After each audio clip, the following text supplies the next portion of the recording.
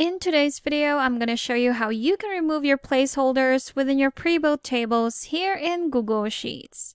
So if you're working with a pre-built table and you just want to remove placeholders with some of your columns, this is how you can do it. So I do have 3 columns with placeholders. Right here, I have my email column, my assigned to column, and my resolution date column. I know there are placeholders because for each of them, I see these chips or these tags that would tell me what type of data I have to enter within these columns. Well, these columns are quite self-explanatory, so I don't think those placeholders are needed for this table. So how do we remove them?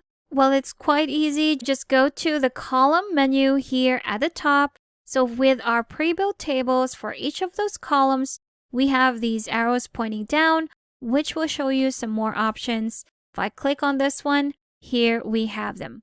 And where we can find our placeholders would be in the edit column type. Here we have it. On the right side, the different type of columns. And at the bottom, you can see show placeholders. So if you have a column that is assigned to a specific column type, you have this option to either show your placeholders or not show them.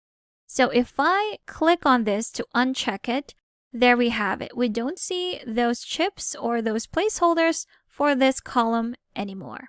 Let's move on and do the same thing to our assigned to column. So again, just click on that drop down at the top right side of each of your columns. Go to edit column type. And again, we have that show placeholders at the bottom, which we're just going to click to remove those placeholders. Last one, again, go to the drop down, select edit column type, and just click on show placeholders at the bottom. And here we have it. That's how easy it is. You can remove your placeholders within your pre-built tables here in Google Sheets. If you still need extra help with Sheets, I do have a free guide linked in the description below that you should definitely check out. Thank you for watching this quick tutorial. Make sure to subscribe for more helpful videos, and I will see you in the next one.